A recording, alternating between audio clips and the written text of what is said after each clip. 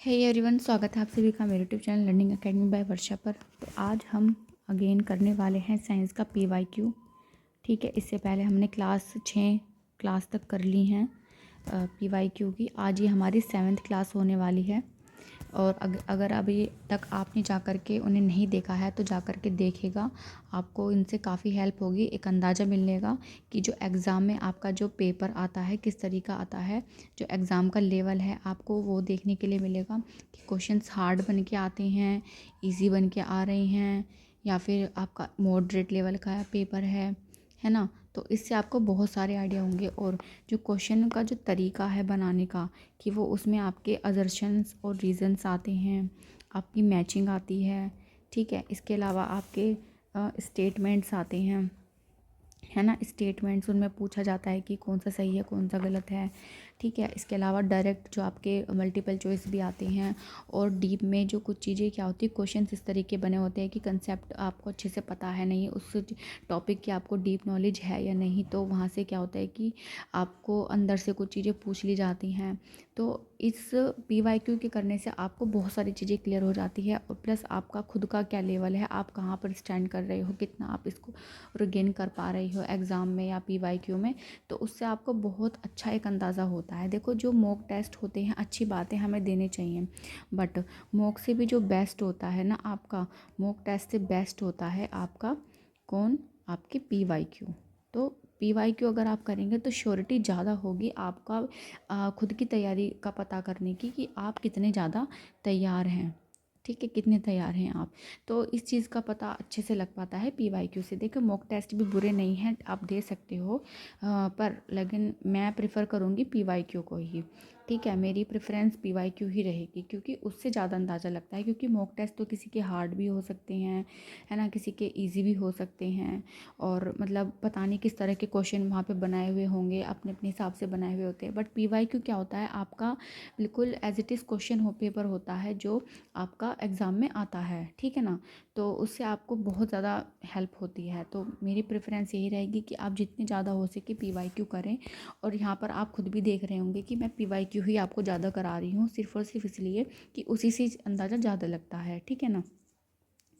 इसके बाद जो है, आज जो हमारी क्लास है, ये हमारी जो 2020 में जो 22 में जो दिसंबर में हमारी TCTET था, उसी के बहुत सारी शिफ्ट्स हुई थी अलग अलग डेज़ में।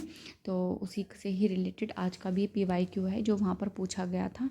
ठीक है, तो चलिए देखते हैं आज की PYQ में किस तरह के क्वेश्चंस दिए गए हैं, है ना, और उसे सोल्व करते हैं। तो बने रहिए, पूरी क्लास देखिएगा अच्छे से, बीच में बिल्कुल भी मत छोड़ कर जाइएगा, आप ही का लॉस होगा। ठीक है, एग्ज़ाम अब आपका ज़्यादा दूर नहीं है, फरवरी में आपका फिक्स डेट है, 8 फरवरी को एग्ज़ाम होने वाला है। तो ध्यान रखिएगा कि किसी भी तरह की कोई लापरवाही ना हो। ठीक है, तो चलिए पहला क्वेश्चन आज का क्या है हमारा। पहले पेन का कलर थोड़ा चेंज कर लेते हैं, हाँ पर्पल ठीक रहेगा। तो आज का हमारा पहला क्वेश्चन है, a toy car is moving in a straight line at a speed of 6 centimetre per second and comes to rest after a minute, how far has it travelled. एक खिलौना कार 6 सेंटीमीटर पर second की चाल से सीधी रेखा में गति कर रही है और 1 मिनट के पश्चात विरामावस्था में आ जाती है, इसने कितनी दूरी तय की है। तो देखिए, यहाँ पर जो हमें सबसे पहले जो स्पीड दी गई है, वो स्पीड क्या दी गई है, हमें यहाँ पर 6 सेंटीमीटर पर सेकेंड दी गई है। और हमें यहाँ पे जो टाइम दिया गया है वो कितना दिया गया है, 1 मिनट और 1 मिनट। क्योंकि ये वाली जो यूनिट हमारी सेकंड में है, तो इसे भी हम क्या इसमें सेकंड में कन्वर्ट करेंगे, यानी कि 60 सेकंड हो जाएंगे। और हमसे क्या पूछी है, डिस्टेंस पूछी है। तो D इज इक्वल टू क्या होता है, स्पीड इंटू टाइम। स्पीड है हमारी 6 और हमारा जो टाइम दिया हुआ है 60 है। तो इस तरह से हमारा 360 सेंटीमीटर क्या है, उसने गति करी है। तो इस तरह से आपका ऑप्शन नंबर जो 3 है वो करेक्ट हो जाता है। चलिए आगे बढ़ते हैं नेक्स्ट क्वेश्चन की तरफ। Question number second, the volume of a small ball is calculated to be 25 centimeter cube and it weighs 30 gram in air. Will this ball float or in water? तो देखिए, यहाँ पर जो है ये पूछा गया है, एक बार हिंदी में देख लेते हैं कि एक छोटी गेंद का आयतन 25 सेंटीमीटर क्यूब परिकलित किया गया और वायु में इसका भार 30 ग्राम है। यह गेंद जल में तैरेगी या डूबेगी। तो देखिए यहाँ पर बात आ गई है तैरने या डूबने की। जब तैरने डूबने की बात होगी तो वहाँ पर क्या मतलब है, उनका डेंसिटी यानी कि घनत्व वहाँ पर इन्होंने एक तरह से पूछ लिया है। तो डेंसिटी का फॉर्मूला आपको पता होना चाहिए, क्या होता है कि मास पर वॉल्यूम होता है। तो मास इन्होंने हमें क्या दिया हुआ है, 25 सेंटीमीटर, मास यहाँ पर इन्होंने हमें दिया है, मास दिया है 30 ग्राम, और यहाँ पर जो अब वॉल्यूम दिया गया है वो 25 है। ठीक है, अगर हम इसको सोल्व करते हैं तो ये हमारा लगभग कितना आता है, 5 6 जा 30, 5 5 जा 35, तो लगभग 1.2 किलोग्राम या ग्राम पर सेंटीमीटर क्यूब की आएगा। और किससे पूछा है कि वो जल में तैरेगी या नहीं। तो देखिए जो जल होता है या जो वाटर होता है उसकी जो डेंसिटी होती है वो 1 सेंटीमीटर पर क्यूब आप मान सकते हैं। ठीक है ना, 1 ग्राम पर सेंटीमीटर क्यूब। ठीक है, इस तरीके से ये सेंटीमीटर में है तो हम सेंटीमीटर में लिख रहे हैं, और यहाँ पर आइए 1.2 यानी कि थोड़ी सी ज़्यादा है उससे। तो क्या होगा कि ये जो आपकी बॉल है ये क्या होगी, आपकी डूब जाएगी।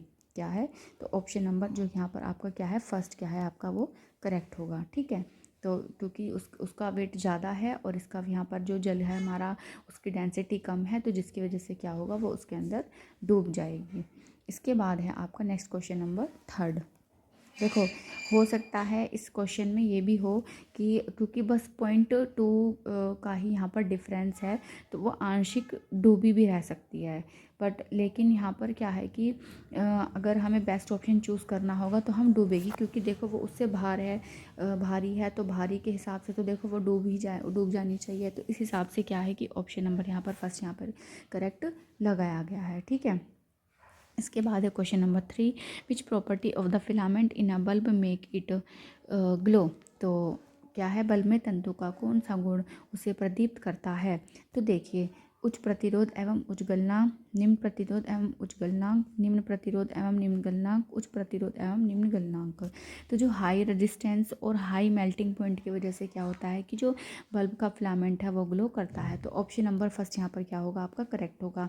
और एनसीईआरटी में भी इस क्वेश्चन के बारे में यहाँ पर दिया गया है कि जो क्योंकि और ये किसका बना हुआ रहता है, जो बल्ब का जो फिलामेंट है तो होता है वो टंगस्टन धातु है ना, टंगस्टन हमारी एक मेटल होती है उसका बना हुआ रहता है, जिसका जो मेल्टिंग पॉइंट होता है बहुत ज़्यादा क्या होता है, वो हाई होता है, जिसकी वजह से हम उसे बल्ब में यूज़ करते हैं। ठीक है, और क्या होता है, इसका हाई रेजिस्टेंस होता है। ठीक है, इसके बाद है आपका नेक्स्ट क्वेश्चन है 4, assertion the boiling point of water reduces at high altitude. Reason क्या दे रखा है, there is decrease in atmospheric pressure at high altitude. Hindi में देखते हैं एक बार। अभिकथन है, ऊंचाइयों पर जल का क्वथनांक निम्न हो जाता है, कारण है ऊंचाइयों पर वायुमंडलीय दाब का ह्रास होता है। तो देखिए, जो ऊंचाई पर क्या होता है कि सही बात है ये, जब हमारा जो वायुमंडलीय दाब है यानी कि जो प्रेशर है आपका पहाड़ों पर क्या हो जाता है, कम हो जाता है। देखो जैसे कि हमारी अर्थ है, तो जो अर्थ पर इधर उधर से मतलब डलेगा, उसके सरफेस पर तो ज़्यादा प्रेशर डलेगा ऊपर से, बट जैसे जैसे हम ऊपर की तरफ जाएंगे तो वो प्रेशर भी क्या होगा, कम होगा। जब प्रेशर कम होगा तो जिसकी वजह से ऊंचाई पर क्या होता है कि जो बॉइलिंग पॉइंट होता है वो भी क्या होता है, कम होता है। तो ठीक है, यहाँ पर अभिकथन और कारण दोनों सही हैं और कारण अभिकथन की सही व्याख्या करता है। तो इस वजह से आपका जो ऑप्शन नंबर फर्स्ट है वो क्या हो जाता है, यहाँ पर करेक्ट हो जाता है। ठीक है, इसके बाद है आपका which one of the following statements are correct about sound. Sound A है, sound can travel through all mediums. B, sound is produced by select few vibrating bodies. C, higher the amplitude of vibration and the louder the sound. D, higher the frequency of vibration, shriller the sound. इसके बाद है यहाँ पर ध्वनि के संदर्भ में निम्नलिखित में से कौन से कथन सही हैं। ए, ध्वनि सभी माध्यमों में संचारित होती है। बी, कुछ कंपन करती विशिष्ट वस्तुओं से ध्वनि उत्पन्न होती है। सी, कंपन का जितना उच्च आयाम होता है ध्वनि उतनी ही प्रबल होती है। डी, कंपन की जितनी उच्च आवृत्ति होती है ध्वनि की उतनी ही कर्णभेदी होती है। तो देखिए, ध्वनि सभी माध्यमों में चलती है, बिल्कुल सही बात है। वो आपके सॉलिड हो, गैस हो या चाहे लिक्विड हो, वो सभी माध्यम में क्या करती है, आपकी संचरित करती है, और बस उसे मीडियम की ज़रूरत है, वो डिपेंड नहीं करता वो मीडियम कैसा भी हो, ठीक है। दूसरा, सबसे ज़्यादा जो यहाँ पर इनकी संचरण करने की जो गति होती है वो सबसे ज़्यादा किस में होती है, सॉलिड में होगी। उसके बाद यहाँ पर इनकी जो गति होगी लिक्विड में, और फिर क्या होगी, गैस में होगी। ये इसका क्रम होता है, ठीक है। तो अगली बार ये क्वेश्चन भी आपसे इस तरह से पूछा जा सकता है। इसके बाद है कि कुछ कंपन, देखो कुछ से क्या मतलब है कि हमें क्या पता कुछ कौन सी वस्तुएं हैं भाई, वो सारी सॉलिड भी हो सकती है, उस हिसाब से भी गलत है, गैस भी हो सकती है, तो कुछ से कोई मतलब नहीं। तो ऑप्शन नंबर बी यहाँ पर करेक्ट हो जाता है। तो देखो जिस भी ऑप्शन में बी है तो उसे कट कर दो, ये भी गलत ये भी गलत, तो अपने आप ही आपका क्या है, एक आंसर निकल के आगे क्या है, ऑप्शन नंबर थर्ड आपका यहाँ पर क्या हो जाएगा, करेक्ट हो जाएगा। हम और भी देख लेते हैं कि जितना उच्च आयाम होगा उतनी ही प्रबल ध्वनि उतनी ही प्रबल होती है। बिल्कुल सही बात है। उच्च आवृत्ति होती है कर्णभेदी, यानी कर्णभेदी मतलब तीव्र, यानी कि श्रिल सी, यानी कि तीखी सी, तेजी सी होती है ना। आप समझ सकते हैं जैसे कि शेर होता है, यानी कि लॉयन होता है, उसकी जो आयाम ऊंचा होता है, ठीक है, आयाम ज़्यादा होता है। और जो मच्छर होता है, ठीक है, मच्छर की क्या होती है, आवृत्ति ज़्यादा होती है। जैसे एक होती है ना, आपने सुना होगा, एक मतलब पैनी सी थोड़ी सी आवाज़ होती है, बिल्कुल शार्प सी, तो वो मच्छर की होती है, किसकी वजह से, आवृत्ति की वजह से। और शेर की जो दहाड़ होती है वो मतलब बड़ी होती है, पर लेकिन तीखी नहीं होती है, तो वो किसकी वजह से होती है, आयाम की वजह से, ठीक है। तो इस तरह से हमारा ऑप्शन नंबर 3 क्या है यहाँ पर सही हो जाएगा, ठीक है। नेक्स्ट क्वेश्चन है हमारा 6, what is the difference between a virtual image and real image. Virtual first है, virtual image is always erect and real image may be inverted और इरेक्ट। सेकेंड में है virtual image can be of different sizes whereas real image is of same size. Third है virtual image can not be projected on screen while real image can be projected on a screen. उसके बाद है real image can not be projected on screen while virtual image can be projected on a screen. Hindi में देख लेते हैं, एक वास्तविक एवं आभासी प्रतिबिंब में क्या अंतर है। आभासी प्रतिबिंब सर्वदा सीधा होता है और वास्तविक प्रतिबिंब उल्टा सीधा हो सकता है। आभासी प्रतिबिंब भिन्न साइज का हो सकता है जबकि वास्तविक प्रतिबिंब समान साइज का होता है। आभासी प्रतिबिंब पर्दे पर नहीं ली जा सकती जबकि वास्तविक प्रतिबिंब पर्दे पर प्राप्त की जा सकती है। वास्तविक प्रतिबिंब पर्दे पर ली नहीं जा सकती जबकि आभासी प्रतिबिंब पर्दे पर प्राप्त की जा सकती है। तो देखिए, जो आभासी प्रतिबिंब होता है आपका वो पर्दे पर नहीं लिया जा सकता, जबकि जो वास्तविक प्रतिबिंब होता है उसे आप क्या है, पर्दे पर प्राप्त कर सकते हैं, ठीक है। तो इस तरह से क्या है, आपका ऑप्शन नंबर 3 यहाँ पर क्या हो जाता है, करेक्ट हो जाता है, ठीक है। ऑप्शन नंबर क्या है, 3 यहाँ पर आपका करेक्ट हो गया है।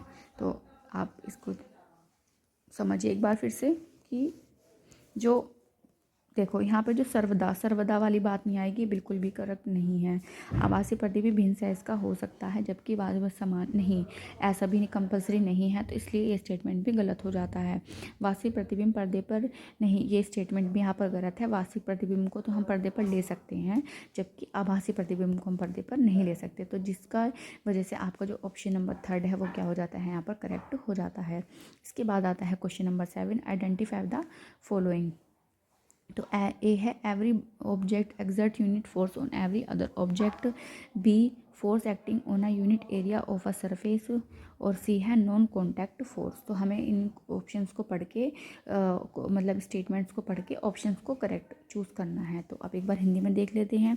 प्रत्येक वस्तु अन्य वस्तु पर यह बल लगाती है। किसी सतह के इकाई क्षेत्रफल कार्य करता बल स्पर्शी बल। एक तरह का आप ये मान सकते हैं कि ये इनडायरेक्ट वे में एक मैचिंग पूछ लिया है कि प्रत्येक वस्तु पर प्रत्येक वस्तु पर क्या लगाती है, बल। तो ये कौन सा है, आपका गुरुत्वाकर्षण बल है। तो देखिए ये वाला ऑप्शन कट हो गया। किसी सतह के इकाई क्षेत्रफल कार्य करता बल, तो ये आपका क्या होता है, दाब होता है। तो यहाँ पर ये वाला इन दोनों में से कोई एक हो सकता है। इसके बाद है अस्पर्शी। अस्पर्शी का मतलब है नॉन कॉन्टैक्ट। तो नॉन कॉन्टैक्ट कौन सा होगा, आपका चुंबकीय, क्योंकि घर्षण तो आपका क्या होता है, स्पर्शी या फिर कॉन्टैक्ट वाला आपका फोर्स होता है या आपका कॉन्टैक्ट बल होता है। तो इस तरह से क्या हो जाता है, आपका ऑप्शन नंबर 2 यहाँ पर करेक्ट हो जाएगा, ठीक है। तो आप यहाँ पर इसे अच्छे से समझ ही गए होंगे, बहुत हार्ड नहीं था। और हाँ, यहाँ पे मैं इससे रिलेटेड बता देती हूँ कि आपका प्रेशर क्या होता है, फोर्स अपॉन एरिया, यानी कि एक तरह से इसकी डेफिनेशन ही यहाँ पर दे दी गई है, ठीक है। आगे बढ़ते हैं। नेक्स्ट क्वेश्चन हमारा 8, identify which is not a food preservative. हमें ये बताना है कि कौन सा फूड प्रिजर्वेटिव नहीं है। तो पहला यहाँ पर दिया हुआ है sodium carbonate, sodium benzoate, sodium metal bisulphite, sodium chloride. इसके बाद है पहचाने कि कौन एक भोज्य परिरक्षक नहीं है। Sodium carbonate, sodium benzoate, sodium metal bisulphite, sodium chloride. तो जो सोडियम कार्बोनेट होता है ये आपका किसी भी तरह का कोई परिरक्षक नहीं है। बाकी सब क्या है आपके ये परिरक्षक या फिर फूड प्रिजर्वेटिव्स होते हैं, जिसकी वजह से क्या है कि आपका पहला ऑप्शन प्रिजर्वेटिव हैं। ठीक है, तो यहाँ पर आपको ध्यान रखना है कि बेंजुएट, सोडियम मेटा बाइसल्फाइड और क्लोराइड ये आपके क्या होते हैं प्रिजर्वेटिव। सोडियम क्लोराइड आपका साधारण नमक या फिर टेबल साल्ट भी हम इसको कहते हैं। ठीक है, टेबल साल्ट यानी कि NaCl होता है ये आपका। ठीक है, तो आपको यहाँ ध्यान रखना है। इसके बाद आता है question number 9, which of the following reaction is और आर नॉट फिजिबल। यानी कि इनमें से ये बताना है कि कौन सी विक्रिया संभव है और कौन सी नहीं है। ठीक है, तो आपको देखो मैंने बताया था अभी तक हमने जो भी प्रीवियस ईयर क्वेश्चंस किए हैं किसी ना किसी PYQ में एक क्वेश्चन आपका रिएक्टिविटी सीरीज से मिल ही जाता है। ठीक है, मैंने आपको हर क्लास में क्या है वहाँ पर इमेज ऐड करके दिखाई है, बट आज मैं इमेज ऐड नहीं करूँगी। आप खुद से ट्राई करके देखिएगा क्या ये सही है, कौन सी रिएक्शन सही है कौन सी नहीं। तो देखिए रिएक्टिविटी सीरीज में क्या होता है, सोडियम मैग्नीशियम से ऊपर आता है तो ये सही है। मैग्नीशियम कॉपर से, देखो कॉपर जो है हाइड्रोजन से भी नीचे आता है, तो ये तो भाई इसका तो कोई लेना देना ही नहीं है कि इसकी इतनी हिम्मत हो जाए कि ये मैग्नीशियम को मना कर दे, क्योंकि भाई मैग्नीशियम तो आपका ऊपर ही चौथे पाँचवें नंबर पर आ जाता है, तो जिसकी वजह से ये अलाउ करता है, तो इसलिए ये रिएक्शन भी आपकी क्या है पॉसिबल है। जिंक भी क्या है आपका कॉपर से ऊपर ही आता है, तो ये पॉसिबल है। पर कॉपर आयरन को बिल्कुल भी नहीं, बिल्कुल भी पॉसिबल नहीं है भाई। जब ये हाइड्रोजन से ही नीचे पहुंच गया है तो ये आयरन को कैसे अपनी मतलब आयरन की जगह ले सकता है। तो इस तरह से क्या हो जाता है कि जो ओनली आपका डी वाला ऑप्शन है वो करेक्ट है, यानी कि गलत है एक तरह से, और जो आपका बाकी सब हैं वो आपके ठीक हैं। ठीक है, और सब फिजिबल हैं, बाकी जो डी वाला है वो फिजिबल नहीं है। इसके बाद आता है क्वेश्चन नंबर नेक्स्ट, ये है आपका क्वेश्चन नंबर 10। तो कि an element forms two different oxides A and B, both are colourless, odorless and gas at room temperature. A is toxic to humans and B is a greenhouse gas. Identify A and B respectively. तो पहला question है nitrous oxide and nitrogen monoxide, sulphur dioxide and sulphur trioxide, hydrogen oxide and hydrogen peroxide, carbon monoxide and carbon dioxide. Hindi में देखते हैं, एक तत्व दो भिन्न ऑक्साइड A और B बनाता है, दोनों कमरे के तापमान पर रंगहीन, गंधहीन और एवं गैस है। A मानवों के लिए हानिकारक है और B एक हरित घर गैस है। पहचानिए कि A और B क्रमशः हैं। तो nitrous oxide nitrogen monoxide, sulphur dioxide sulphur trioxide, hydrogen oxide hydrogen peroxide, carbon monoxide एवं कार्बन डाइऑक्साइड ही आपका सही आंसर है। मीन्स कि option number 4 is the correct answer. देखिए ग्रीन हाउस गैस, तो ग्रीन हाउस गैस यहाँ पर क्या है कार्बन डाइऑक्साइड है। तो देखो बिना अगर आपको छोटा भी कुछ पता होगा ना तो आपको सिर्फ CO2 देखते ही क्या है आंसर बन जाएगा यहाँ पर। ठीक है, और जो रंगहीन और गंधहीन यानी कि हानिकारक है आप कार्बन मोनोऑक्साइड, तो ये जो कार्बन मोनोऑक्साइड गैस होती है आपकी, ये आपकी क्या होती है, जैसे कई बार सर्दियों में क्या होता है कि रात को जैसे कुछ लोग ऐसा होता है कि अंगीठी वगैरह जला करके क्या होते हैं, या फिर जो आपके किसी भी तसले में ऐसे आंच जला करके बैठ जाते हैं रात को और रूम क्या है बंद कर लेते हैं, तो जो गैस वहाँ से निकल रही होती है वो पूरे कमरे में धीरे धीरे क्या है फैल जाती है। और कोई इंसान सपोज़ वहाँ पर कमरे में सो रहा है, ठीक है ना, और जब वो सो रहा है तो फिर क्या होगा कि वो धीरे धीरे करके क्या है उसकी वो सांस लेगा और वो सांस के सहारे क्या है उसके अंदर चली जाती रहेगी। तो एक तरह से क्या हो जाता है वहाँ पर किसी ना किसी इंसान की क्या हो जाती है, जब वो सुबह को उठता है तो वो कभी उठ ही नहीं पाता, क्योंकि उसकी क्या है साइलेंट जो डेथ है उसकी हो चुकी होती है। ठीक है, तो ये क्या होती है मनुष्य के लिए हानिकारक होती है। और जो CO2 है ये आपकी क्या है ग्रीन हाउस गैस है। तो इस तरह से आपका ऑप्शन नंबर 4 यहाँ पर बन जाता है। इसके बाद आता है question number 11, which of the following sets comprises only physical change. तो यहाँ पर ये बताना है कि फिजिकल चेंज क्या है, rusting of iron, melting of ice, freezing of ice cream and dissolving of candy, burning of bread और रोटी and boiling of oil, burning of रोटी और bread and corrosion of copper. कौन सा समुच्चय में केवल भौतिक परिवर्तन है, लोहे का जंग, आइसक्रीम का पिघलना, आइसक्रीम का जमना, कैंडी का घुलना, ब्रेड रोटी का जलना, तेल का उबलना, रोटी ब्रेड का जलना और कॉपर का संरक्षण। तो देखिए कॉपर का संरक्षण, जो चीज़ मतलब क्षय हो गई, कुछ उसका नया बन गया, तो वो आप केमिकल रिएक्शन है, तो इसलिए ऑप्शन ही गलत हो जाता है। और जलने वाला प्रोसेस भी, और सेम इसमें भी देखो यहाँ पर तेल वाला ऑप्शन तो ठीक है कि आपका भौतिक परिवर्तन हो सकता है कि अगर आप उसको ठंडा करेंगे तो वो वैसे ही हो जाएगा, पर लेकिन क्या है कि रोटी का जलना भी आपका केमिकल वाला है, तो ये भी ऑप्शन आपका गलत हो जाएगा। जो आइसक्रीम का जमना है और कैंडी का घुलना है, ये ही आपका क्या है, सही आंसर है। यही आपके इसमें क्या है, फिजिकल चेंज है आपका, ठीक है ना। यानी कि आप कैंडी आइसक्रीम जमा दी है तो आप उसे बाहर रख दोगे, नॉर्मल मतलब ज़्यादा टेम्परेचर पे ले आओगे तो वो पिघल जाएगी। कैंडी को क्या है, अगर वो घुल गई है उसको आप फ्रीज़ कर दोगे तो वो वापस से उसी फॉर्म में आ जाएगी। तो इस तरह से ऑप्शन नंबर सेकंड यहाँ पर क्या है, आपका करेक्ट आंसर हो जाता है, ठीक है ना। तो यहाँ पर ये रफ कर देते हैं, ज़्यादा ही ओवर हो जाता है फिर। फिर चलिए नेक्स्ट आगे बढ़ते हैं। क्वेश्चन नंबर आपका 12 ये है। पहला स्टेटमेंट दिया है, polyester is made of repeat chains of esters, which is a chemical that gives characteristics fruity smell. Esters are just made of carbon, hydrogen and oxygen, and the catenation property of carbon make it form long chain. तो यहाँ पर ये बताना है कि कौन सा सही है और कौन सा गलत है। एक बार हिंदी में पढ़ लेते हैं। पॉलिएस्टर एस्टरों की पुनरावर्त श्रृंखलाओं से बना होता है, जो एक रसायन है और एक विशेष फलों की गंध देता है। एस्टर केवल कार्बन, हाइड्रोजन, ऑक्सीजन से बने होते हैं और कार्बन का श्रृंखला गुणन इसकी लंबी श्रृंखलाएं बनाता है। तो देखिए आप यहाँ पर जो आपका जो S1 और S2 है दोनों ही सही है, पर लेकिन जो देखो यहाँ पर तो कार्बन, हाइड्रोजन, ऑक्सीजन की बात हो रही है और इसकी श्रृंखला की, तो इस चीज़ का इस चीज़ से कोई लेना देना नहीं है। तो यहाँ पर जो S2 है वो S1 की सही व्याख्या नहीं कर रहा है, तो जिसकी वजह से ऑप्शन नंबर 2 क्या है यहाँ पर करेक्ट हो जाता है। देखो ये वाली बात भी सही है कि पॉलिएस्टर की पुनरावर्ती श्रृंखलाओं से बनता है रसायन, और फलों की जो गंध है, मीठी मीठी सी जो महक आती है, वो उसकी वजह से ही होता है। पर यहाँ पर एक अलग ही बात बोल दी गई है, मतलब इस चीज़ का महक से इसका कोई लेना देना नहीं बैठ पा रहा है।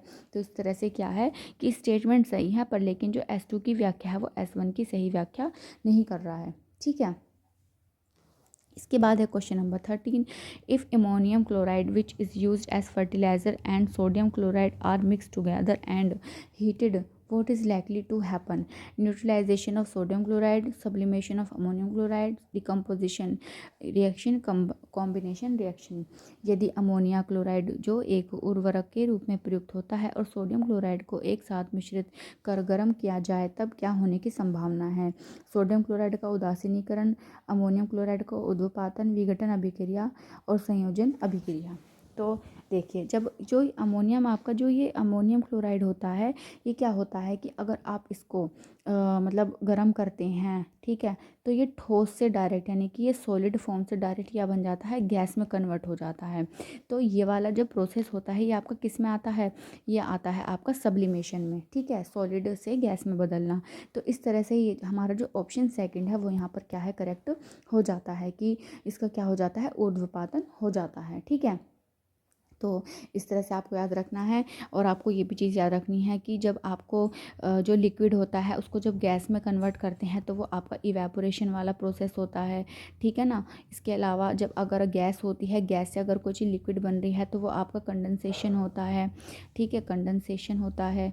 और इसके अलावा एक होता है आपका कि जब आप सॉलिड से लिक्विड में जा रहे हैं तो वहाँ पर आप उसे बॉईल कर रहे हैं, ठीक है ना, मेल्टिंग हो रही है उसकी वहाँ पर, ठीक है। इसके अलावा है अगर आप उसको लिक्विड से सॉलिड में कन्वर्ट कर रहे हैं तो आपका फ्रीज कर रहे हैं, फ्रीजिंग हो रही है वहाँ पर, है ना, इस तरीके से।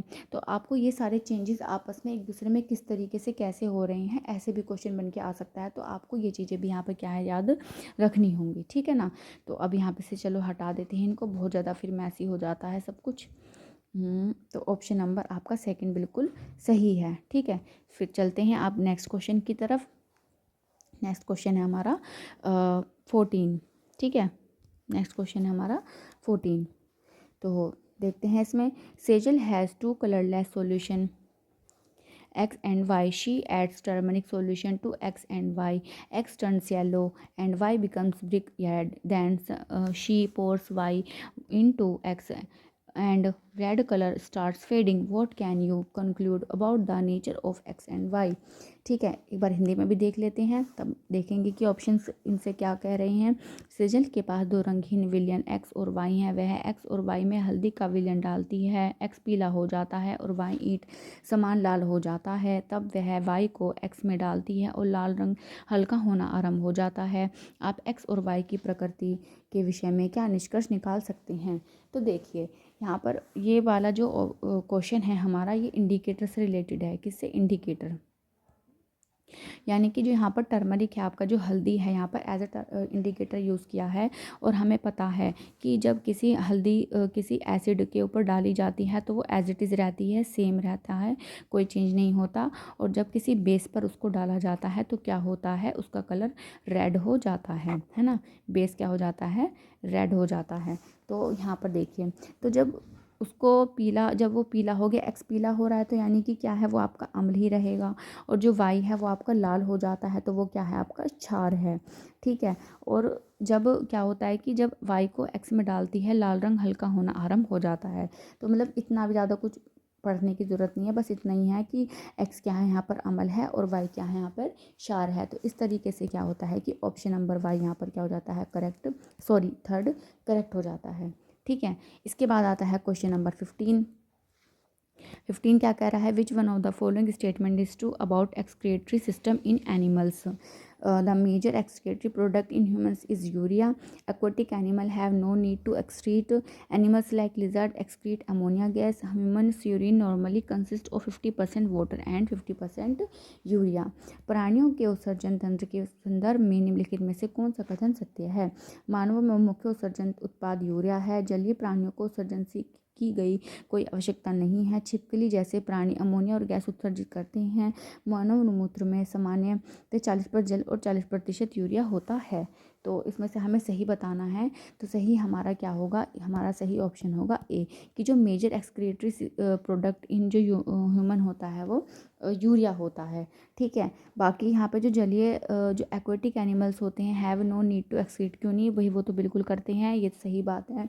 मतलब गलत बात है कि नहीं करते हैं, कि भाई जब वो खाएंगे पिएंगे तो भाई उत्सर्जन तो वो भी करेंगे ना, जो भी वेस्ट उनकी बॉडी में अब रह चुका है वो भी तो उसको बाहर निकालेंगे, है ना।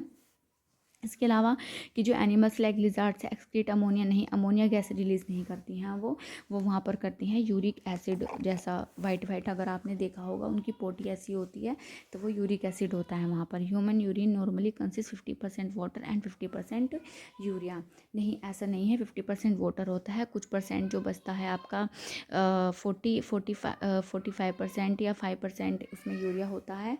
ठीक है। 5% ही आपका मतलब वो रहता है, बाकी आपकी और चीज़ें उसमें मिली हुई रहती हैं। तो इस तरीके से क्या है, ऑप्शन नंबर ही आपका यहाँ पर क्या होगा, सही होगा। इससे रिलेटेड मैं आपको एक बार एक चार्ट दिखा देती हूँ जिससे कि आप अच्छे से समझ पाएंगे कि जो एक्सक्रीटा जो भी होता है जिस एनिमल का, वो किस तरीके से होता है। ठीक है। तो देखिए यहाँ पर मैंने यहाँ पर इमेज लगाई है, आप देख पा रहे होंगे ठीक से या नहीं, पर मैं आपको पढ़ के बता देती हूँ। जैसे जो जल में रहने वाले जीव होते हैं वो अमोनिया एक्सक्रीट करते हैं, जो मैमल्स होते हैं आपके और आपके एम्फीबियंस होते हैं वो यूरिया, और जो आपके बर्ड्स इंसेक्ट और रेप्टाइल्स होते हैं वो आपके यूरिक एसिड, जैसे कि लिजार्ड आपकी रेप्टाइल्स में आती है तो वो यूरिक एसिड मतलब उसका जो एक्सक्रीटा होता है वो यूरिक एसिड होता है। ठीक है। इसके बाद यहाँ पर मैंने एक इमेज भी ऐड की है जिससे कि अगर इससे रिलेटेड क्वेश्चन इस तरीके से भी आ सकता है कि किडनी के पार्ट्स कौन कौन से हैं। तो यहाँ पर आप ये देखिए, ये आपकी किडनी होती है, ये यूरेटर होती हैं, ये जो नलियाँ लगी हैं, फिर आपका ये यूरिनरी ब्लैडर हो जाता है जहाँ पर आपका सारा यूरिन इकट्ठा होता है, फिर आपका ये क्या होता है, यूरिथेरा होता है जहाँ से पास होता है यूरिन, और जो सबसे लास्ट में जो ओपनिंग होती है इसे हम कहते हैं यूरिनरी ओपनिंग। तो इस तरीके से भी यहाँ पर लिखा हुआ सकता है कि क्रम किडनी होती है, किडनी के बाद आपका क्या आता है, यूरेटर आता है, यूरेटर के बाद आता है यूरिनरी ब्लैडर आता है आपका। ठीक है। और ब्लैडर के बाद आपका क्या आता है, यूरिथेरा आता है, यूरिथेरा के बाद आपका क्या आता है, यूरिनरी ओपनिंग आती है। तो इस तरीके से ये सीक्वेंस भी यहाँ पर पूछा जा सकता है। तो इसलिए यहाँ पर क्या है कि मैंने ये इमेज ऐड की है जिससे कि अगर कोई क्वेश्चन आता है तो आप उसे इजीली कर पाएँ। ठीक है। इसके बाद है आपका एक इमेज मैंने और ऐड किया है, उसे भी देख लीजिए। केमिकल कंपोजिशन ऑफ आपका यूरिन का है कि यूरिन 95% है। और हमने अभी क्या पढ़ा था ऊपर, जो क्वेश्चन दिया गया था, अब इन्हें हटा देते हैं, अब इनकी ज़रूरत नहीं है, आपको समझ में आ गया होगा। तो यहाँ पर एक बार हम देख लेते हैं कि देखो यहाँ पर कहा था कि human urine normally consist 50% water and 50% urea. तो मैं कोई गलत डाटा आपको नहीं बताना चाहती थी, इसलिए मैंने यहाँ पर भी ये इमेज ऐड कर ली है।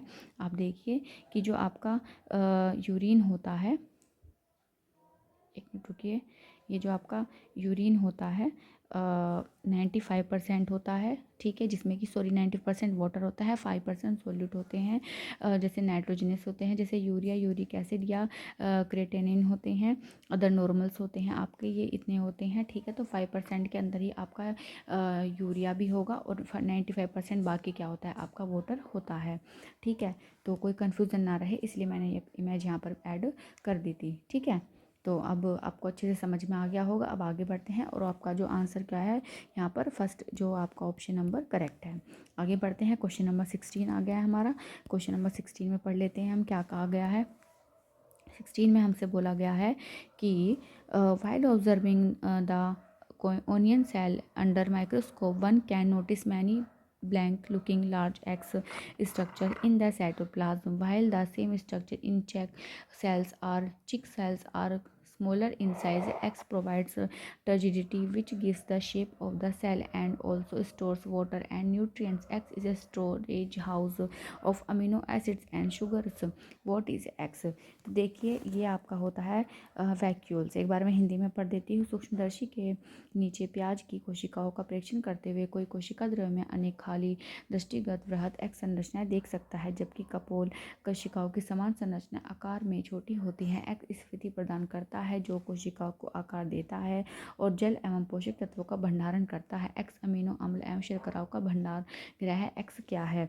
तो यह है आपकी रिक्तिका। तो देखिए यहाँ पर जो आंसर दिया गया है, देखो ये वाली जो क्वेश्चन है ना कि और शेप देने वाली जब बात आ गई है तो इसे ही देखते आपको पता चलना जाना चाहिए कि जो वैक्यूल्स होते हैं यहाँ पर वो प्रेजेंट होते हैं या फिर मतलब वो इसके बारे में यहाँ पर बात की गई है, ठीक है। तो ये आपकी जो सेल होती है, तो सेल के यहाँ पर क्या है, अलग अलग पार्ट्स होते हैं आपके, जिसमें आपका प्लास्टिड होता है, केंद्रक होता है, वैक्यूल्स होता है और आपका न्यूक्लियस होता है, ठीक है। तो ये इसके बारे में भी आपको पता होना चाहिए। मैं यहाँ पर अगेन एक इमेज ऐड कर रही हूँ जिससे कि सेल के बारे में आप दोबारा से एक थोड़ा सा जानकारी ले सकें, क्योंकि देखो हम जब तक बार बार चीज़ों को नहीं देखेंगे तब तक वो हमें याद नहीं रह पाएंगी। इसलिए क्या है, मैं बार बार यहाँ पर इमेज ऐड करती हूँ जिससे कि आप उसको अच्छे से रिलेट करके क्वेश्चन को पढ़ सकें, ठीक है। तो चलिए इमेज ऐड करते हैं फिर। तो देखिए यहाँ पर ये जो आपका ये वाला जो बड़ा सा पार्ट यहाँ पर दिख रहा है ना आपको, यहाँ पर देखिए प्लांट सेल है ना, ये जो बड़ा सा पार्ट है यही क्या है आपका वैक्यूल है। क्या है ये? वैक्यूल है आपका। तो इसी के बारे में यहाँ पर बात की गई थी। देखो जैसे आपको कई बार कोई पत्ती होती है, आप उसको हाथ में लेंगे, तोड़ेंगे, मरोड़ेंगे, एकदम से क्या होती है कि वो टूटती नहीं है। उसका रीज़न क्या होता है कि इस रिक्तिका की वजह से वो टूटती फूटती नहीं है ना, कि वो ऐसी अपनी उसी शेप में आ जाती है, क्योंकि वहाँ पर क्या होती है वैक्यूल्स काफ़ी बड़े होते हैं उसको वो शेप प्रदान करने के लिए, ठीक है। तो इसलिए यहाँ पर मैंने ये इमेज ऐड की जिससे कि आप उसको अच्छे से समझ सकें। बाकी और आप देख सकते हैं यहाँ पर देखिए जो यहाँ पर देखो प्लास्टिड के बारे में दिया हुआ होगा। यहाँ आपकी सेल वॉल हो गई है, माइटोकॉन्ड्रिया, क्लोरोप्लास्ट यानी कि प्लांट्स होते हैं जो आपको मतलब प्लास्टिड्स होते हैं कलर वगैरह देने के लिए, क्लोरोप्लास्ट होते हैं आपके। तो ये इस तरीके से होते हैं। न्यूक्लियस होता है आपका। तो ये सारे आपके एनिमल सेल है या आपकी प्लांट सेल है। तो इसे आप अच्छे से देखिएगा, पढ़िएगा, समझिएगा और ध्यान रखना है आपको कि किस में क्या आता है और किस में क्या नहीं आता है, और साथ में इनके फंक्शन भी, ठीक है ना। इसके बाद यहाँ पर एक बार और नज़र डाल लेते हैं ठीक से कि किस तरीके से जो है प्लांट सेल और एनिमल सेल में काम होता है। तो देखिए जो सेल वॉल होती है प्लांट सेल में प्रेजेंट होती है, इसमें नहीं होती है।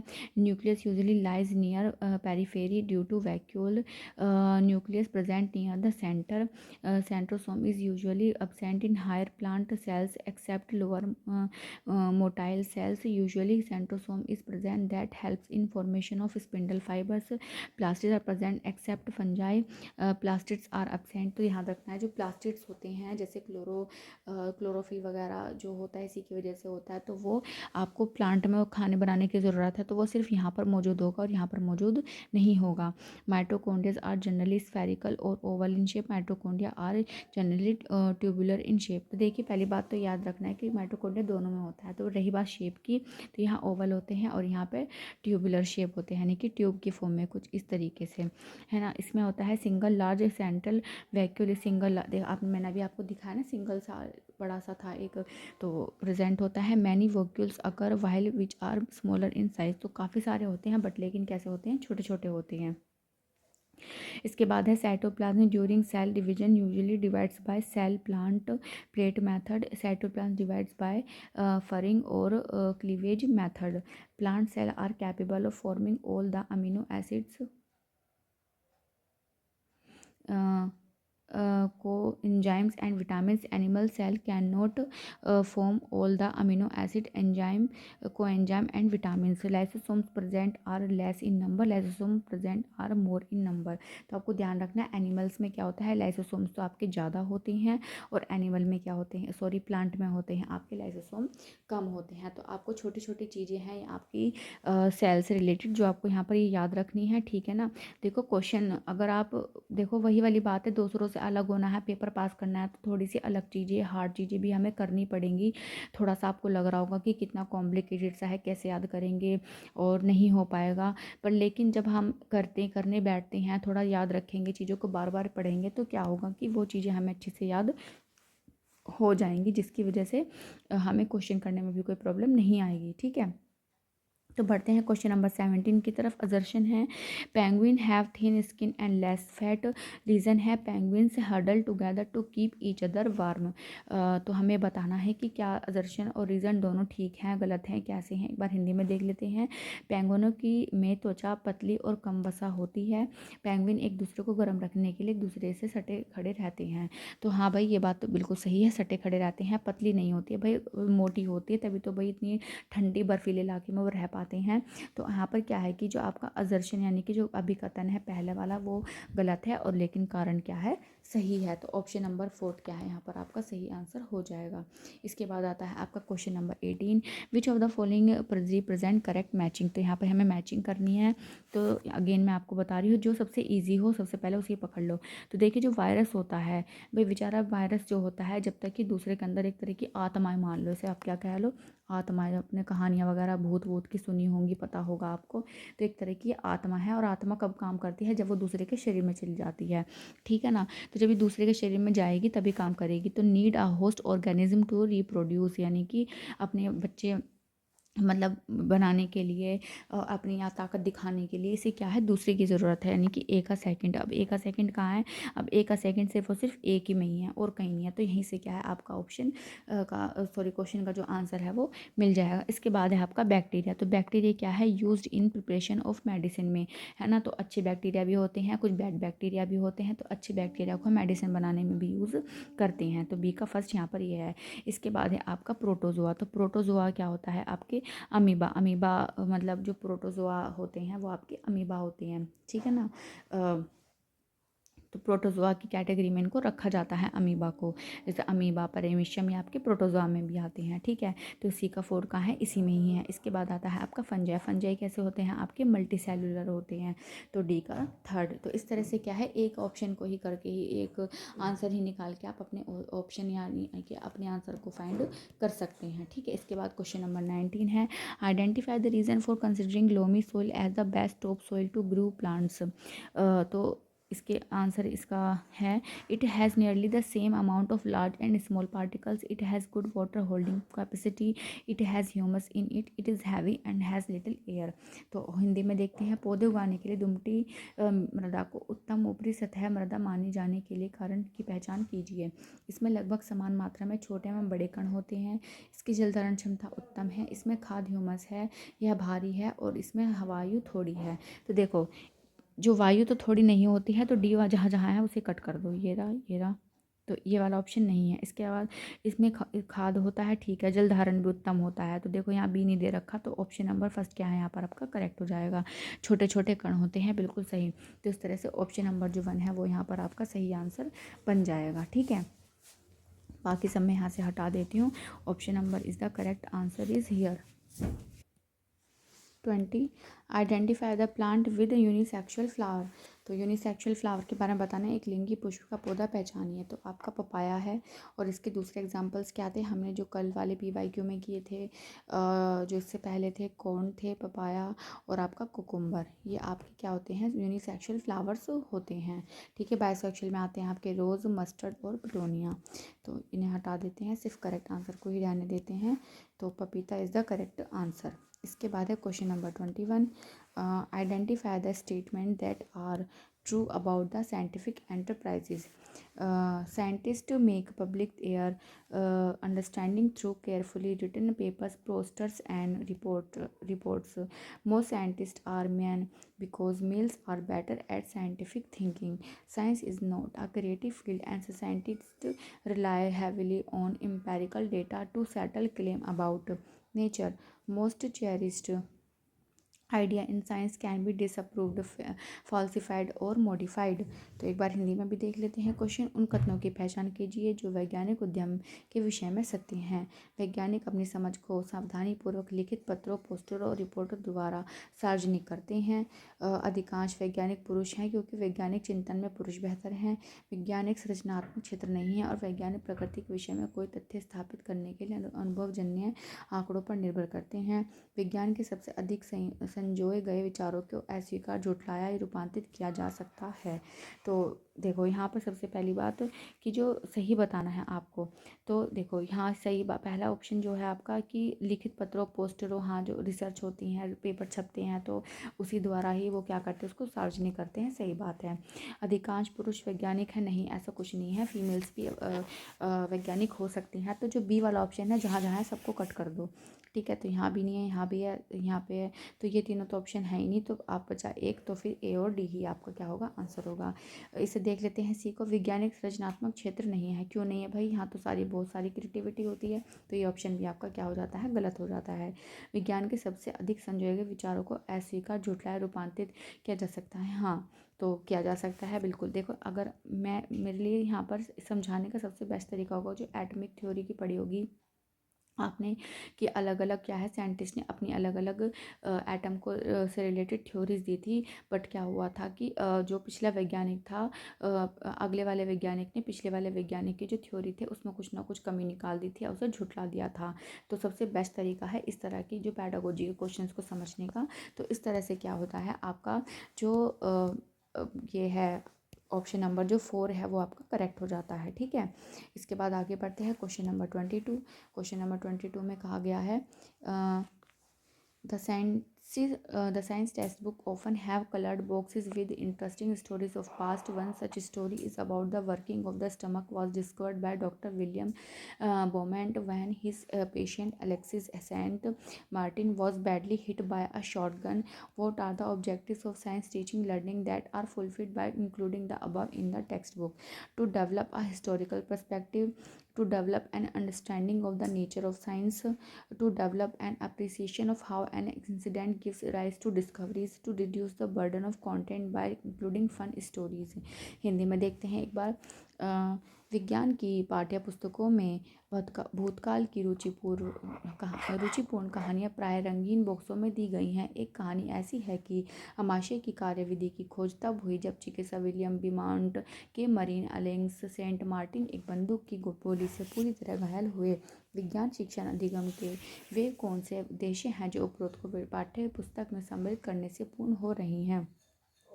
एक ऐतिहासिक परिप्रेक्ष्य का विकास है, विज्ञान की प्रकृति की समझ का विकास है, इस बोध का विकास करना कि कैसे घटना खोज को जन्म देती है, खेल कहानी सम्मिलित सामग्री का भार कम करना। तो आपने अगर NCERT पढ़ी है तो जैसे आप जाएंगे मेरे चैनल पर लर्निंग अकेडमी बाय वर्षा पर, तो वहाँ पर आपने देखा होगा कि कई बार ऐसे ना बॉक्स चैप्टर में ऐसे बॉक्स बॉक्स से पीले ब्लू कलर के बॉक्स बने हुए रहते हैं और वहाँ पे कुछ अलग से इन्फॉर्मेशन दी गई होती है ना। और मैं भी वहाँ पर काफ़ी सारी इंपॉर्टेंट बातें लिखी हुई रहती हैं और मैं भी उन्हें वहाँ पर आपको पढ़ाती हूँ। तो आपने देखा होगा कि जो ये बॉक्सेस हैं यहाँ पर, ये इसलिए नहीं है कि हमें किसी को जो कंटेंट है उसको कम करने के लिए, बर्डन कम करने के लिए नहीं है, ये एडिशनल इन्फॉर्मेशन या बच्चों की जानकारी देने के लिए होता है। तो ये गलत है। तो इसका सही आंसर ये हो सकता है कि ऐतिहासिक परिप्रेक्ष्य, हाँ, कि भाई अगर पास्ट में कुछ काम हुआ है, हिस्ट्री जो रही है उस चीज़ से रिलेटेड वो क्या रही है, तो उसका बताने के लिए। इसके अलावा विज्ञान की प्रकृति की समझ, हाँ ये बात भी है, जो उसकी प्रकृति है, नेचर है, वो किस तरीके की रही है वो भी बताने के लिए। इस बोध का विकास करना कि एक घटना खोज को जन्म देती है, ये भी सही है। क्योंकि बहुत बार क्या होता है कि बहुत सारी जो डिस्कवरीज हुई हैं, जो डिस्कवरी हुई हैं, वो क्या है कि अचानक से ही हो गई हैं, इंटेंशनली उनको क्या है नहीं किया गया है। तो कोई भी घटना किसी भी तरीके से हो सकती है और वहाँ से कोई ना कोई नई खोज निकल करके आ सकती है। तो इस तरह से ए बी सी हमारे सही आंसर होंगे। ठीक है, डी हमारा इन दोनों में है तो ये गलत है, और बी भी हमारा सही है तो हम इसे भी इंक्लूड नहीं करेंगे। तो इस तरह से ऑप्शन नंबर जो 4 है वो हमारा क्या है, करेक्ट हो जाएगा। ठीक है, तो इस तरीके से आप समझ गए होंगे। तो क्वेश्चंस को करने का तरीका हमारा यही होना चाहिए एग्जाम में भी, बिना किसी बर्डन के, जिससे कि ईजिली क्या है आप क्वेश्चन को कर सकें। ठीक है, जितने ज़्यादा आप PYQ करेंगे उतने ही ज़्यादा आपको एक कॉन्फिडेंस आएगा, उतने ही ज़्यादा आप अच्छे से मार्क को क्या है इस और कर पाएंगे। नेक्स्ट क्वेश्चन है 23, इसे पढ़ लेते हैं एक बार, क्या दिया गया है क्वेश्चन में। If a teacher began with a discussion on physical properties of metal and non-metal followed by chemical properties and arrange lab activity to demonstrate the reaction of few metal with dilute acid, the approach to sequencing of teaching learning activity will be termed as। तो ये बताना है कि कोई अध्यापिका धातुओं एवं अधातुओं की भौतिक विशेषताओं पर विचार विमर्श से प्रारंभ करके उनकी रसायन विशेषताओं के बारे में बताती है। उसके पश्चात कुछ धातुओं के तनु अम्ल के साथ अभिक्रिया को दिखाने के लिए प्रयोगशाला में क्रियाकलापों की व्यवस्था करती है। ज्ञापन अधिगम क्रियाकलाप के क्रमीकरण, इस उपक्रम को क्या कहा जाएगा। तो यह आपका निगमनिक डिडक्टिव मेथड होता है। यानी कि इसमें क्या है, पहले ही सारी चीज़ों को दिया गया है और उसके बाद क्या है एक्सपेरिमेंट्स और डिमॉन्स्ट्रेशन ये चीज़ें करके दिखाई गई हैं। यानी कि यहाँ पर जो रूल चला है वो जनरल टू स्पेसिफिक चला है, जो कि किस में आता है, आपके निगमनात्मक में, यानी कि डिडक्टिव मेथड के अंदर आता है। और जबकि जो इंडक्टिव मेथड होता है वो आपका एग्जाम्पल टू रूल चलता है, या फिर ये कहेंगे कि स्पेसिफिक टू जनरल चलता है। तो आपको यहाँ पर ये याद रखना है कि जब कोई चीज़ हम जनरली बता रहे हैं या कोई थ्योरी से एग्जाम्पल पर जा रहे हैं, पहले थ्योरी बता दी फिर उसके एग्जाम्पल बता रहे हैं, तो आपका डिडक्टिव में आता है। और अगर आपने पहले उसको एग्जाम्पल दिए हैं उसके बाद उसका कोई रूल आपने या फिर फॉर्मूला बताया है तो वो आपका इंडक्टिव विधि में आ जाता है। ठीक है, तो इस तरीके से आपको ये चीज़ यहाँ पर याद रखनी है। तो ये रूल से भी आपके क्वेश्चन पूछे जाते हैं, तो आपको इन्हें भी क्या है याद रखना है। आगे बढ़ते हैं, नेक्स्ट क्वेश्चन है 24। Malti, after teaching the concept of density, found that students have do not understood Archimedes' principles. She comes up with many activities to do in class. Which of the following strategies would best address the above issues? A. Take a bowl and put it in fresh water, add salt and see the differences. Taking an empty glass mug and immersing it into water and making children observe the bubbles of air rises. Make students themselves determine if an object will sink or float. Ask students to design a toy submarine. Ask students to design a lactometer. इसके बाद हिंदी में भी देख लेते हैं क्या है। मालती ने गणित संप्रदाय के शिक्षण के पश्चात पाया कि विद्यार्थियों को आर्किमिडीज का नियम समझ में नहीं आया है। उसने कक्षा में कई क्रियाकलाप करने के लिए दिए। उपरोक्त विषय को निम्नलिखित में से कौन सी योजना उत्तम प्रकार से पूर्ण करेगी। एक गेंद ले, उसे ताजे जल में डालें, लवण डालें और अंतर देखें। कांच का एक खाली मग लें, उसे जल में डुबोएं और बच्चों को वायु के उठते बुलबुले देखने दें। विद्यार्थियों को स्वयं ज्ञात करने दें कि वस्तु डूबेगी या तैरेगी। विद्यार्थियों को एक खिलौना पनडुब्बी की अभिकल्पना करने के लिए कहें। विद्यार्थियों को एक लैक्टोमीटर का विकलन करने के लिए कहें।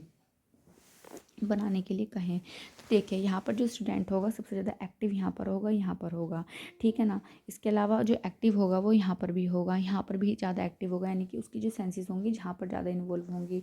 ऑप्शन वाले में जो सेंसेस है उसकी कम इन्वॉल्व होंगी, तो इसलिए इस वाले को हम कम प्रेफरेंस देंगे।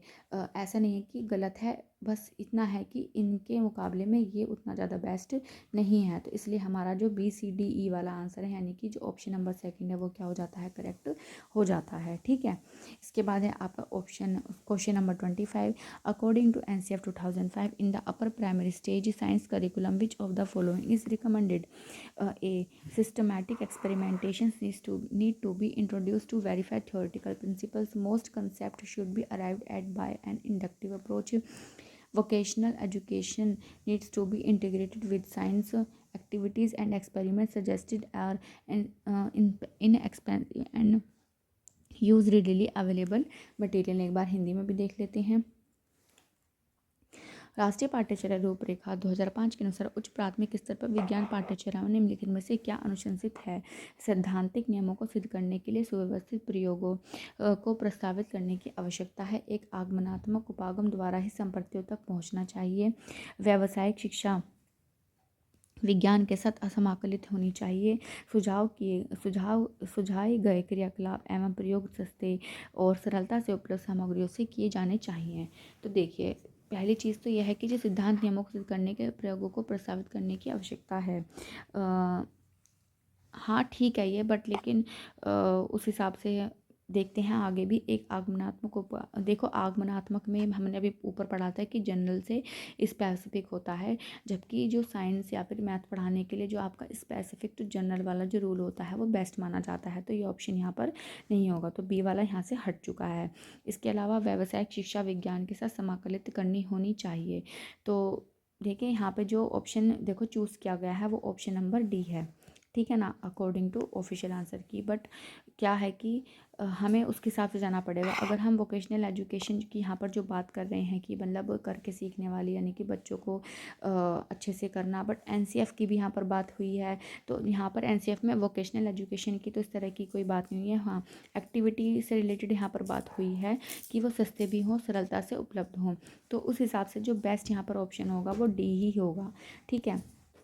बाकी देखो होने को तो सभी सही है लगभग उतने, मतलब हम ये नहीं कहेंगे कि बिल्कुल गलत है, बट लेकिन बेस्ट ऑप्शन के हिसाब से यहाँ पर या ऑफिशियल आंसर के हिसाब से डी ही आंसर यहाँ पर सही है। तो हमें उसी के साथ जाना होगा, ठीक है। तो इस तरह के क्वेश्चंस भी आते हैं जहाँ पर हमें बहुत ज़्यादा कन्फ्यूज़न हो सकती है, बट लेकिन आप 2 से 4 क्वेश्चन ऐसे मान के चलिए जो ऊपर नीचे हो सकते हैं। 2 से 3, 4 भी नहीं, 2 लगभग 2 से 3, उससे ज़्यादा ऐसे क्वेश्चन नहीं होंगे जहाँ पर आपको ज़्यादा से कोई भी डाउट होगा। अगर आपने अच्छे से तैयारी की होगी तो आपको और कहीं भी डाउट नहीं होगा, ठीक है। इसके बाद क्वेश्चन नंबर 26 है, सेलेक्ट द व्यू और views that are aligned with the spirit of open book question. It reduces fear of assessment in students as students. It gives a full opportunity to students to explore the book. It doesn't help to gauge the conceptual understanding of the student. It encourages all students to read all books thoroughly and memorize them. तो देखिए खुली पुस्तक प्रश्नों की भावना से संरेखित विचार और विचारों का चयन कीजिए। वे विद्यार्थियों मूल्यांकन का भय कम करता है। यह विद्यार्थियों को पुस्तक की खोज करने का पूर्ण अवसर देता है। विद्यार्थियों की संप्रति समझ को पहचानने जांचने में मदद नहीं करता। यह सभी विद्यार्थियों को सभी पुस्तकों को पूर्ण रूप से पढ़ने और उन्हें याद करने के लिए प्रोत्साहित करता है। तो देखिए याद करने जैसी का कोई हमें मतलब नहीं होता। मेमोरी याद करना ये नेगेटिव वर्ड्स में काउंट होते हैं CTET में, तो आपको उन्हें तो कहीं से कहीं तक भी सिलेक्ट नहीं करना है। तो जो डी वाला ऑप्शन है हटा दीजिए। समझ को पहचानने में या जांचने में नहीं, ये भी गलत है आपका, ऐसा नहीं है, कहीं ना कहीं तो हेल्प होती है। तो जो आपका सी वाला ऑप्शन है जहाँ उसे भी हटा दीजिए। इसके अलावा उसका हाँ सही बात है, जो इवैल्यूएशन वगैरह होता है बच्चे जितना मतलब उससे जो भी आपकी खुली पुस्तक प्रश्न वगैरह होंगे उनका भय उससे जितना ज़्यादा अच्छे से दूर होगा वो उतना ही भय क्या होगा, कम होगा। मतलब मूल्यांकन होता है ना कि बच्चों में एक डर बैठ जाता है कि अरे एग्ज़ाम्स हैं और मार्क्स आएंगे, कम आएंगे, ज़्यादा आएंगे, तो वो जो डर है वो आपका कम हो जाता है। दूसरा, विद्यार्थियों को पुस्तक की खोज करने का पूर्ण अवसर देता है, ये सही है। तो यहाँ पर ऑप्शन नंबर जो 1 है आपका यहाँ पर क्या होगा, करेक्ट आंसर होगा, ठीक है। इसके बाद आता है question number 27। Research suggests that children are frequently unaware of location of some of the internal parts of the body, despite being able to name the parts. What strategy best suit to bridge the above gap? Bringing flashcards of all the internal parts of the body and helping children observe it. Using and helping children make life-size diagram of human body and labeling it. Giving homework based on understanding function of all body parts. Making children play creative games based on memorizing body parts. Hindi में देखते हैं एक बार। शोध सुझाते हैं कि बच्चे शरीर के अंगों को नामांकित करने के बावजूद शरीर के कुछ आंतरिक अंगों की अवस्थिति से अज्ञात ही रहते हैं। उपरोक्त कमी को पूरा करने के लिए कौन सी योजना उपयुक्त है? शरीर के सभी आंतरिक भागों के फ्लैश कार्ड लाना, बच्चों को उन्हें प्रशिक्षित करने में सहायता करना, मानव शरीर के जीवन आकार के चित्र बनाने और उन्हें नामांकित करके उन्हें उपयोग करने में बच्चों की सहायता करना, शरीर के सभी अंगों के प्रकारों को समझने हेतु गृह कार्य, बच्चों को शरीर के अंगों के नाम याद करने के ऊपर आधारित सृजनात्मक खेल खिलाना। नहीं, देखो याद करने वाला वर्ड फिर से आ गया, कट कर दो। गृह कार्य देने से कुछ काम नहीं चलने वाला। इसके अलावा फ्लैश कार्ड से भी कुछ काम नहीं चलेगा देख के। बट हाँ, यहाँ पर देखो चित्र बनाने का काम हो रहा है, उन्हें खुद से लिखने का काम हो रहा है, तो यहाँ पर क्या है, एक तरह की हैंड एक्टिविटी हो रही है। ठीक है, तो सबसे ज़्यादा सुटेबल जो आंसर यहाँ पर होगा वो आपका सेकंड ही होगा। तो इस तरीके से क्या है कि आप अगर कंफ्यूज भी हो जाते हैं ना कि समझ में नहीं आ रहा कौन सा सही आंसर होगा, तो थोड़ा सा ध्यान लगाएंगे तो भी क्या है, आप अपना सही ऑप्शन चूज़ कर सकते हैं। ठीक है, इसके बाद आ जाता है क्वेश्चन नंबर 28। असर्शन दे रखा है, in a constructivism knowledge is assume to be imparted from teacher to student. Assertion 2 है, assimilation, accommodation and equilibrium are the basis for constructivist thinking and conceptual change. तो देखिए यहाँ पर क्या है, इम्पार्टेड हिंदी में भी देख लेते हैं एक बार कि संरचनावाद में शिक्षक से विद्यार्थी का ज्ञानार्जन संप्रेषित करना अनुमानित है। अच्छा, इसके बाद अभिकथन 2 है कि सामूहिकरण, समंजन और असमाव्यवस्था संरचनावादी चिंतन संप्रतियों परिवर्तन का आधार है। हाँ, देखिए अभिकथन जो 2 है आपका, ये तो बिल्कुल सही है, पर जो फर्स्ट वाला है ऐसा नहीं है, तो इसलिए आपका जो ऑप्शन नंबर 4 है यहाँ पर ये सही होगा कि अभिकथन फर्स्ट असत्य है किंतु अभिकथन 2 असत्य है। ठीक है, सॉरी, सत्य है। Option number 4 is the correct answer. इसके बाद आगे question number 29। In an inquiry centred classroom a teacher would first assess prior knowledge and using it as a basis for introducing new concepts, asks questions that require critical thinking skills, give minimum wait time when a question comes up, listen and becoming aware of students misconceptions। किसी जांच केंद्र कक्ष में एक शिक्षक पूर्व ज्ञान का आकलन करेगा और नए संप्रतियों को प्रस्तावित करने के लिए उसका आधार के रूप में उपयोग करेगा। ऐसा प्रश्न पूछेगा जिनमें तर्कसंगत चिंतन कौशलों की आवश्यकता है। किसी प्रश्न के उठने पर न्यूनतम प्रतीक्षा समय देगा। विद्यार्थियों की भ्रांतियों को सुनेगा और उनसे अवगत होगा। तो देखिए ये भी पॉजिटिव है, ये भी पॉजिटिव है, ये भी। यहाँ पर यह आपका एक नेगेटिव स्टेटमेंट है। तो इस तरीके से आपका जो ऑप्शन नंबर 4 यानी कि जिसमें सी है सब कर दीजिए, और जो ए बी डी यहाँ पर दिए गए हैं 4 option is the correct answer. ठीक है, इस तरीके से हमारा फिर अब लास्ट क्वेश्चन 30 भी आ गया है कि which of the following are not recommended recommendations according to NCF 2005 for the upper primary stage science curriculum. Choose the appropriate response. Relating science concept to real life situations, giving direct information, definitions and description, creating situations for students to construct their own knowledge, doing extended learning and avoiding textbooks as much as possible। तो एक बार हिंदी में भी देख लेते हैं इस question को।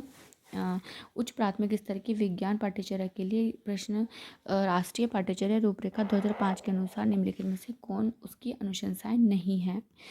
विज्ञान के संप्रतियों को वास्तविक जीवन अनुभवों से जोड़ना, सूचना परिभाषाएं एवं व्याख्याएं सीधे देना, विद्यार्थियों के लिए ऐसी स्थितियाँ सृजित करना जिनमें वे अपने ज्ञान का निर्माण कर सके, अधिगम को विस्तृत करना और जहाँ तक हो सके पाठ्य पुस्तकों से दूर रहना।